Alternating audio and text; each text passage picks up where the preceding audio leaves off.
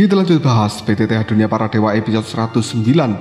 Oke lah, gak usah banyak mang-ming-mang, kita langsung masuk aja ke pembahasan.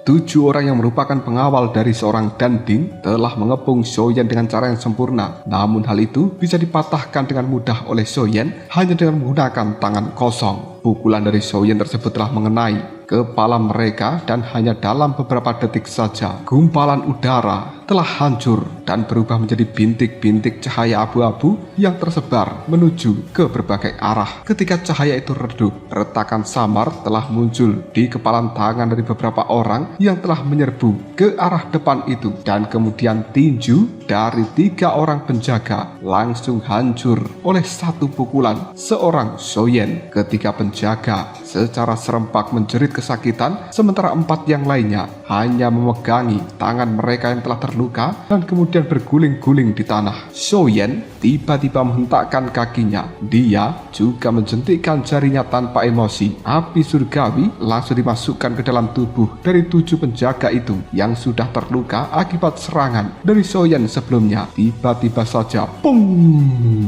Api pun menyala dan jelas ke-7 penjaga itu tidak akan pernah selamat. Penjaga lain yang telah menyaksikan pertempuran ini, wajahnya menjadi pucat pasi, tubuh mereka menegang, tatapan mata penuh kengerian tertuju pada seorang Soyen. Awalnya Soyen telah mengalahkan 3 penjaga, itu membuat mereka terkejut. Namun saat ini Soyen juga langsung mengalahkan 7 penjaga sekaligus, dan tampaknya itu bukan hal yang sulit bagi seorang Soyen, apalagi mengalahkan 7 penjaga itu hanya dengan menggunakan tangan kosong. Kekuatan tempur seperti ini sudah mendekati kekuatan dari seorang jenius tingkat tinggi. Pandangan mata dari para penjaga lain telah menunjukkan rasa takut yang tidak bisa disembunyikan. Bahkan Jing Wuchen yang sudah terbiasa dengan keberanian Soyen tak kuasa menahan diri untuk diam-diam mencibir, memikirkan bahwa klaim tentang Soyen peluang keberhasilannya 50%. Tampaknya itu memang bukan kata-kata kebohongan. Jing Wuchen berkata pada dirinya sendiri, sungguh niat pertempuran yang mengerikan. Ini jelas bukan hanya karena konflik kecil di alun-alun itu. Dendam macam apa yang sebenarnya dimiliki Soyen dengan Balai Bil sehingga dia mengambil tindakan yang begitu tegas. Ekspresi wajah Danding juga penuh keterkejutan, tak menyangka Soyen bahkan lebih kuat dari apa yang dia bayangkan. Melihat 10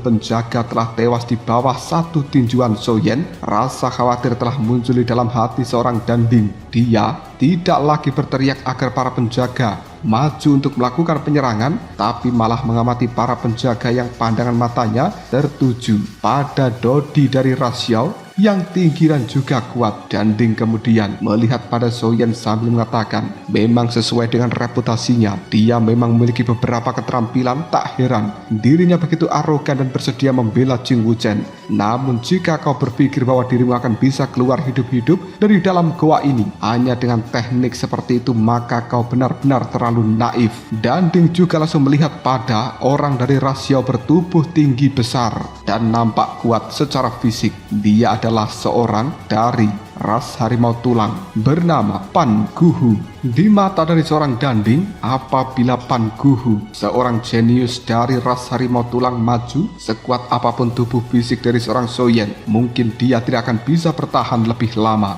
Merasakan tatapan mata dari seorang Danding, Pan Guhu hanya tersenyum getir dan mengetahui bahwa Danding tidak ingin kehilangan lebih banyak lagi para penjaga dari Balai Bilnya. Namun meski Soyen kuat dengan kekuatannya sendiri dan juga bantuan 9 anggota klannya, dia tidak perlu takut. Pan Guhu menoleh menangkupkan tinjunya ke arah Danding sambil berkata, Tuan muda, meskipun Soyen memiliki kekuatan fisik yang cukup besar, dia tidak perlu dikhawatirkan. Serahkan saja padaku. Pan Guhu langsung melangkah maju berkata dengan suara berat, di mana para elit dari ras harimau tulangku? Mereka yang berasal dari klan yang sama dengan Pan Guhu langsung berkumpul dan juga melangkah maju. Kali ini 10 orang dari klan Harimau Tulang telah menghadap Soyen. Tubuh dari mereka bersepuluh tiba-tiba saja membengkak. Tulang-tulang putih telah muncul dari dalam diri mereka, membentuk baju sirah tulang yang telah menutupi seluruh tubuhnya dalam sekejap. Bahkan 10 orang itu kepalanya telah ditutupi dengan kerangka tulang harimau raksasa. Dogi juga memancar keluar dari dalam diri mereka, yang kemudian di tangannya cakar harimau yang sangat tajam juga telah muncul. Pandangan mata dari 10 orang telah dipenuhi dengan aura yang sangat liar. Jing Wuchen memberikan peringatan pada Soyen, hati-hati, mereka adalah para jenius dari klan Harimau Tulang. Tak lama kemudian Pan Guhu mengeluarkan suara raungan ke arah atas. Dengan cepat dia meluncur dan akan menerkam seorang Soyen. 9 orang yang lainnya juga telah meraung mengeluarkan suara harimau mengikuti Pan Guhu dari dekat, dan 10 orang ini bersama-sama menyerang Soyen dari berbagai arah. Aura dari mereka bersepuluh jauh lebih kuat jika dibandingkan dengan 10 orang yang sebelumnya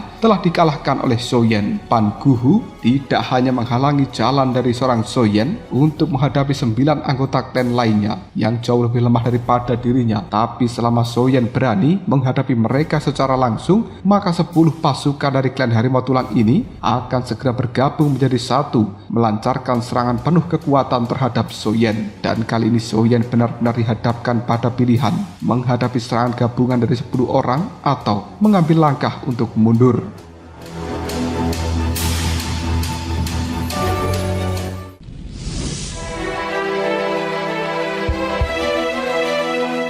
Apabila menghadapi serangan gabungan dari 10 orang itu, bukan hanya Pan Guhu, tapi bahkan Dan Bingyan di dalam goa ini pun juga tidak percaya bahwa Soyen akan mampu melakukan hal seperti ini. Namun jika dia mundur, kemana Soyen akan bisa pergi? Di belakang Soyen ada Jing Wuchen dan juga Long Yi. Jing Wuchen tentu saja tidak akan mampu menahan satu pukulan dari 10 orang klan Harimau Tulang. Sementara Long Yi tampaknya hanya seorang bocah dengan kekuatan biasa saja. Apakah Soyen berani meninggalkan mereka berdua di bawah serangan dari 10 orang? Terutama Pan Guhu, seorang jenius sejati dari klan Harimau Tulang ini. Melihat situasi Soyen yang tampaknya telah terpojok, sedikit rasa puas telah muncul di wajah dari seorang Danding, seolah-olah dia sudah melihat kekalahan Soyen yang sangat menyedihkan dan juga mengerikan. Meskipun Soyen mengetahui dari pengingat Jing Wuchen bahwa Pan Guhu luar biasa kuatnya dan serangan 10 orang di bawah kepemimpinannya juga terorganisir dengan baik serta tampaknya tak tertembus dan juga sulit dihadapi, namun mereka hanyalah seorang jenius biasa, paling banter kekuatannya. Jika mereka bersepuluh bergabung, hanya setara tahap awal bintang 5 Dodi, dan itu tidak layak mendapatkan perhatian khusus dari seorang Soyen. Jadi apakah Soyen menghadapi mereka secara langsung? Tidak, dia tidak melakukannya. Soyen hanya menyipitkan matanya, melirik ke arah samping, dan kemudian secercah kelicikan terlintas dalam pandangan mata Soyen. Dia langsung mundur beberapa meter seolah-olah berteleportasi untuk saat ini. Baru setelah mundur, dia menyadari Jing Wuchen dan juga Long Yi berada di belakangnya. Jadi dia dengan cepat menghindar lagi, melesat ke arah depan. Sebelum dia harus berhenti, tampak cukup bingung. Kegugupan dari seorang Soyen sedikit membuat wajah Jing Wuchen agak khawatir, dan dia tak kuasa berpikir, mungkinkah kekuatan 10 orang ini begitu besar sehingga Soyen harus mengambil langkah mundur. Tapi jika kau akan mundur, jangan mundur ke tempat itu. Mari kita mundur keluar dari dalam gua ini. Mundur ke tempat itu berarti menghadapi 10 lawan kuat yang memaksa kita untuk mundur lebih jauh dan akan membawa kita ke dalam sebuah jurang yang kedalamannya tidak diketahui. Bukankah ini sama saja dengan menutup jalan mundur sendiri dan jatuh dalam situasi yang sangat sulit? Namun tidak ada waktu untuk kebingungan ini. Jing Wuchen dengan tergesa-gesa mengeluarkan beberapa pisau terbang dan siap membantu Soyen kapan saja. Sementara Long Yi tetap berada di pintu masuk dari goa, menghalangi tempat tersebut dengan ekspresi wajah yang masih tetap tenang dan tidak berubah sama sekali. Melihat Soyen tak berani menghadapi serangan dari 10 orang dari klan Harimau Tulang ini, dan dia telah mundur ke tepi dari jurang yang ada di dalam goa ini, 10 orang dodi dari klan Harimau Tulang sangat gembira. Mereka pun segera mempercepat langkahnya mendekati Soyen, dan kemudian 10 cakar harimau yang sangat tajam terulur secara bersamaan untuk mencengkeram seorang Soyen dan berniat mendorongnya untuk terjun ke dalam jurang yang ada di dalam goa ini. Sebuah senyuman sinis mulai muncul di wajah 10 anggota klan Harimau Tulang dan juga wajah dari seorang Danding. Pan Guhu berkata di dalam hatinya, sepertinya aku terlalu overthinking terhadap kekuatan Soyen ini. Prestasi seperti ini seharusnya sudah cukup untuk ditukar dengan pil obat berkualitas tinggi yang sedang aku cari.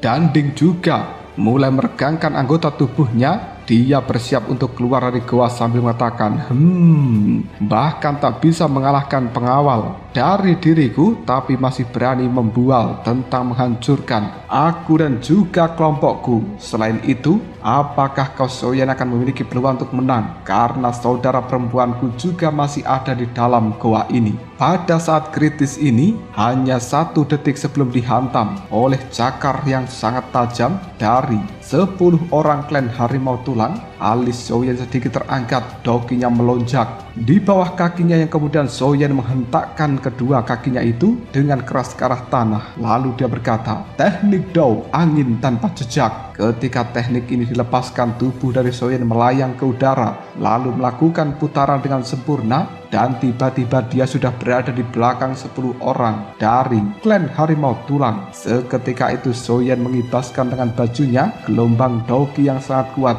keluar menjadi deretan gelombang raksasa menyapu ke arah 10 dodi klan Harimau Tulang tersebut. Ke-10 anggota klan dari Harimau Tulang tidak menyangka bahwa teknik gerakan Soyen begitu aneh. Dalam kepanikan mereka hanya bisa melayangkan pukulan dengan tergesa-gesa untuk menghadapinya, dan pada akhirnya pukulan tinju dari 10 orang serta hembusan angin dari seorang Soyen pun bertabrakan. Kecuali Pan Guhu, 9 yang lainnya langsung kehilangan keseimbangan yang kemudian mereka terlempar ke belakang akibat doki yang kuat milik Soyen. Melihat bahwa 9 orang itu terlempar menuju celah dari jurang yang ada di dalam goa ini, wajah Pan Guhu berubah drastis. Tidak! Tubuh dari seorang Pan Guhu tiba-tiba saja membesar dan langsung melepaskan 10 pukulan. Hal itu menyebarkan sebuah guncangan dengan serangan angin milik Soyen, dan pada akhirnya mampu memaksa Soyen mundur beberapa langkah.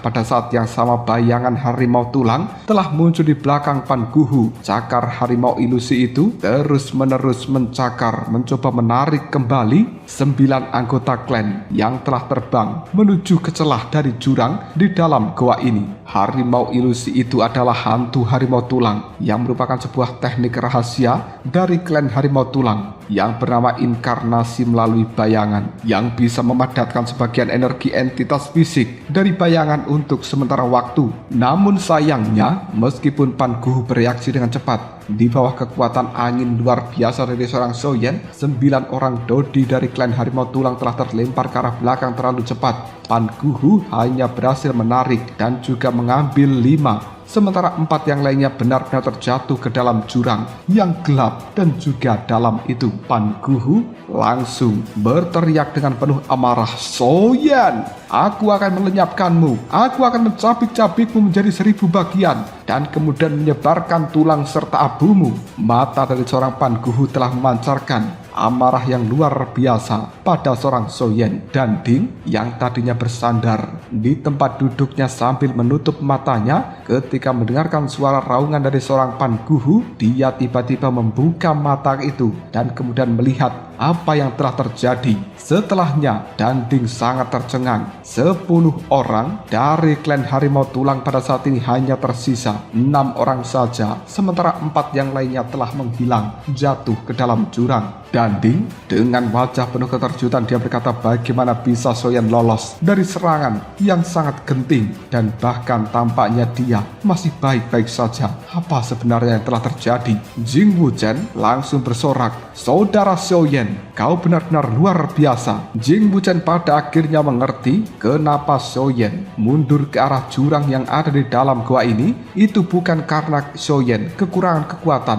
tapi dia berpura-pura mundur untuk memancing 10 orang Dodi dari klan Harimau Tulang agar menyerangnya dengan kekuatan penuh menuju celah dari jurang yang dalam dan gelap itu. Kemudian Soyan menggunakan teknik pergerakan untuk mendorong mereka supaya jatuh ke dalam jurang. Namun sorakan dari seorang Jing Wuchen semakin menyulut kebencian yang ekstrim dari seorang Pan Guhu. Detik berikutnya orang itu segera menerjang ke arah Soyan dan mengamuk sekaligus mengeluarkan perintah pada 5 orang Dodi lainnya dari klan Harimau Tulang ini. "Aku akan berurusan dengan Soyan, sementara kalian urus Jing Wuchen yang berani mengejek klan Harimau Tulang kita." 5 orang Dodi dari klan Harimau Tulang itu hanya bisa berkata, "Baiklah." Tak perlu waktu yang lama, ke-5 orang Dodi dari klan Harimau Tulang segera melampiaskan seluruh kebencian terhadap Soyan dengan cara menyerbu ke arah Jing Wuchen dan akan mengalahkan orang itu. Soyan ketika menyaksikan adegan ini,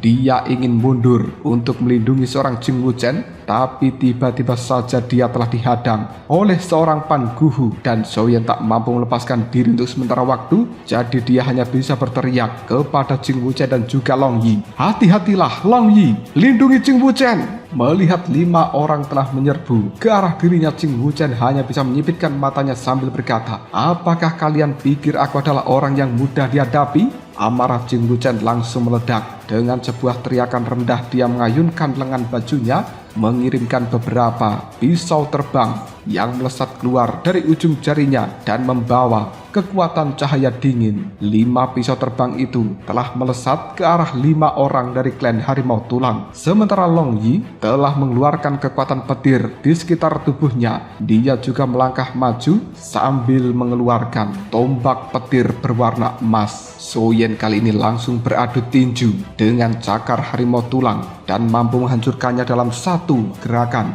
Lalu Soyan melihat pada Jing Wuchen dan juga Long Yi sambil berkata, dengan kekuatan gabungan Long Yi dan juga Jing Wuchen, ke-5 orang Dodi dari klan Harimau Tulang itu seharusnya tidak mampu berbuat apapun terhadap mereka berdua. Namun situasinya tidak seperti yang diharapkan. Menghadapi belati terbang dari seorang Jing Wuchen dan juga tombak petir dari seorang Long Yi, ke-5 orang Dodi dari klan Harimau Tulang itu tidak mundur. Mereka malah maju dan dengan cepat saling mendekat. Tak lama kemudian, armor tulang yang ada di tubuh mereka terlepas, lalu membentuk sebuah perisai tulang raksasa memblokir seluruh serangan dari Jing Wuchen dan juga Long Yi. Setelah berhasil, 5 anggota dari klan Harimau Tulang memanfaatkan kesempatan ini untuk menyerang dengan ganas dan segera memisahkan Jing Wuchen dan juga Long Yi. 2 dari mereka menghadapi Long Yi, sementara 3 yang lainnya menghadapi Jing Wuchen. Melihat niat penuh amarah dari 3 orang ini, Jing Wuchen hanya bisa berkata, "Sial, ini tidak bagus." Jing Wuchen tidak berpikir lebih banyak. Sosoknya perlahan menghilang, seolah-olah menyatu dengan udara. Dan selama sosoknya benar-benar menghilang, maka seluruh serangan akan meleset. Dan ini adalah teknik do penyelamat yang cukup unik, milik seorang Jing Wuchen. Namun sayangnya, jarak itu terlalu dekat. Sosok Jing Wuchen belum sepenuhnya menghilang. Namun serangan dari 3 Dodi klan Harimau Tulang telah tiba.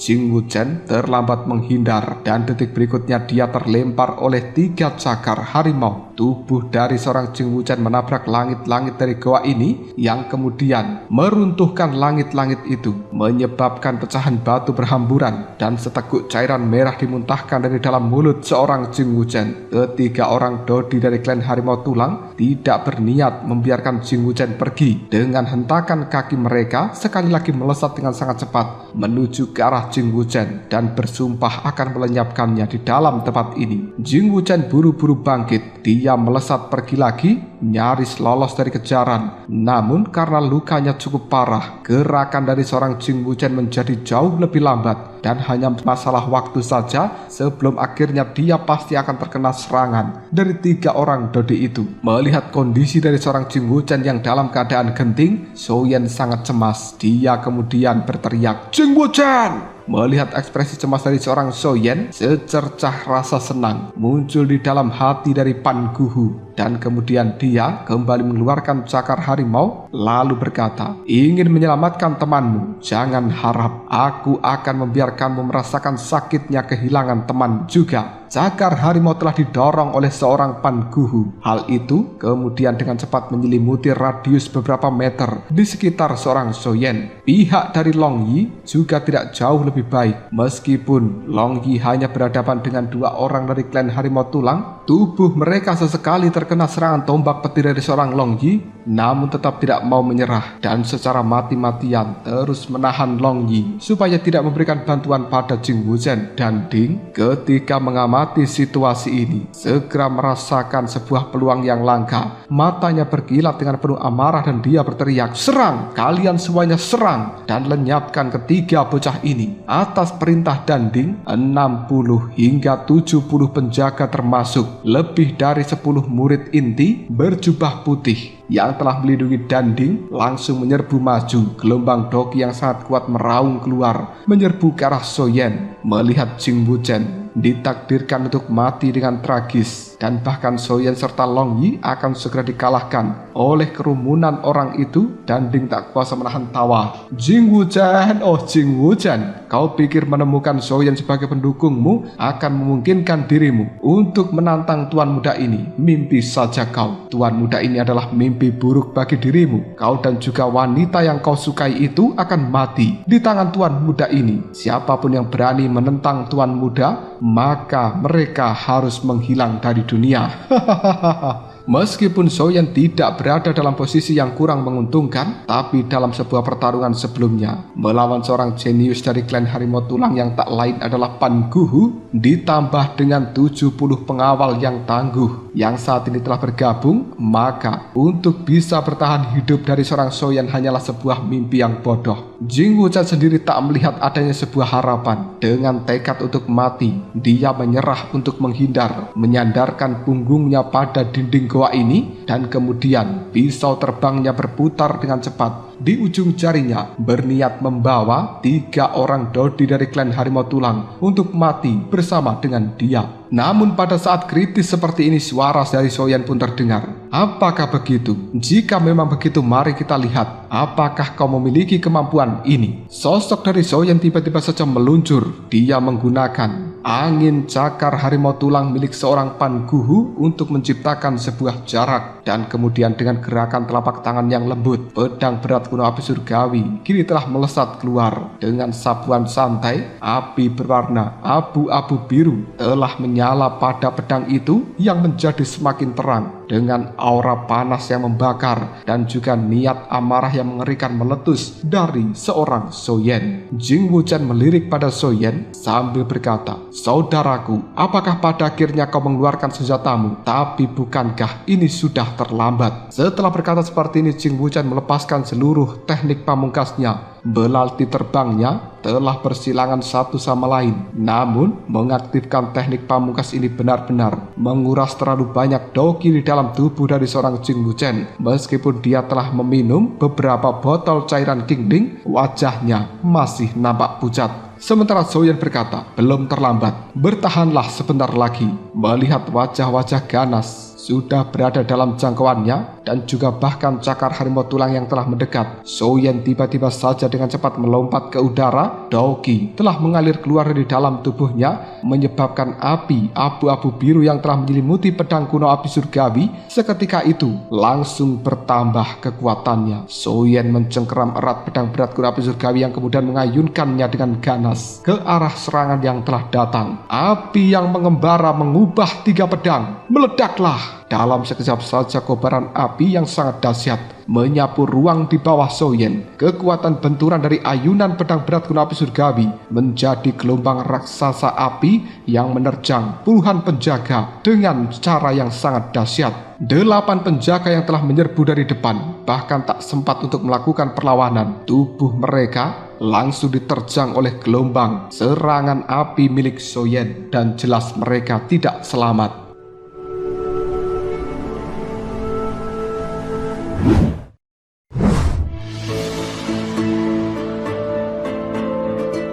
Para penjaga yang lainnya pun sangat terkejut oleh kekuatan yang telah dilepaskan Soyen. Hati mereka dipenuhi rasa takut, tapi sudah terlambat untuk menghindar. Di tengah kobaran api berwarna abu-abu biru yang telah memenuhi tempat ini, mereka telah menyaksikan pedang berat kuno api surgawi turun dengan kecepatan yang luar biasa. Orang-orang itu kemudian membentuk segel di tangannya, dan kemudian energi yang luar biasa dari dalam tubuh mereka itu berubah menjadi perisai doki. Sementara cakar harimau tulang dari seorang Panguhu hanya mampu bertahan setengah detik saja sebelum pada akhirnya tersapu oleh kekuatan gelombang api dahsyat milik Soyen. Tubuh dari seorang Panguhu terombang-ambing beberapa kali di udara sebelum akhirnya dia pun terjatuh ke tanah, menabrak batu dengan sangat keras di dalam gua ini dan menghancurkan batu tersebut, meninggalkan rasa sakit yang luar biasa pada punggung Panguhu. Kali ini hati dari seorang Panguhu telah dipenuhi rasa takut yang luar biasa terhadap Soyen. Sambil memandang Soyen dengan tatapan mata ketakutan, Panguhu berkata, betapa dahsyatnya kekuatan itu.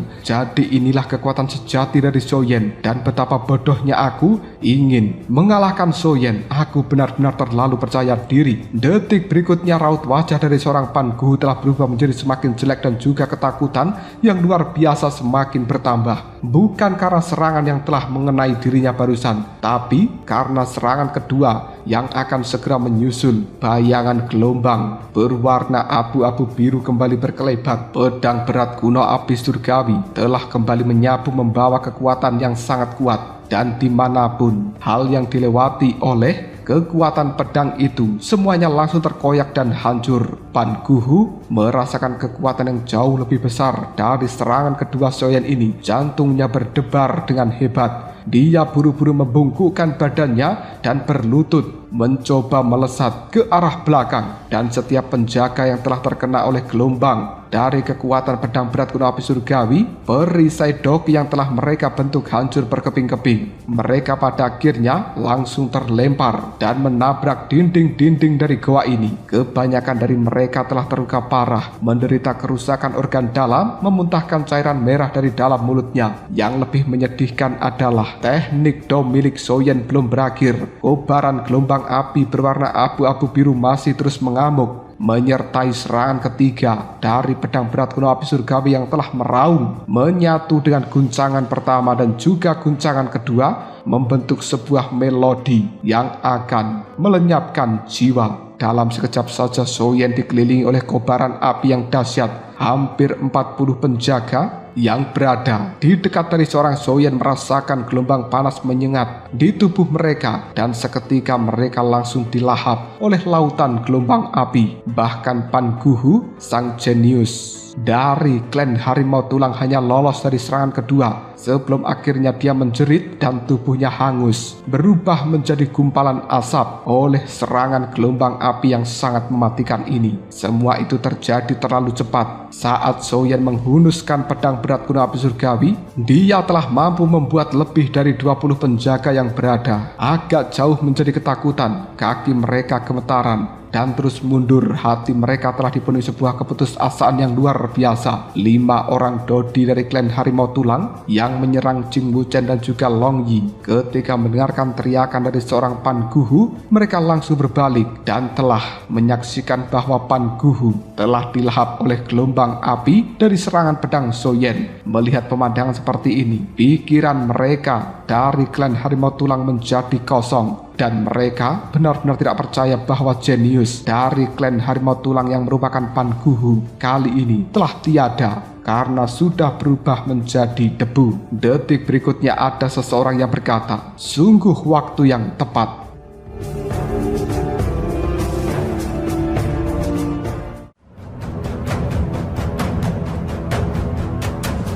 Lalu, apakah yang akan terjadi selanjutnya? Siapakah yang mengumumkan kata-kata itu? Mungkinkah dia adalah Dan Bingyan? Jika kalian penasaran, tunggu aja jawabannya di next video Ngobrol Shop.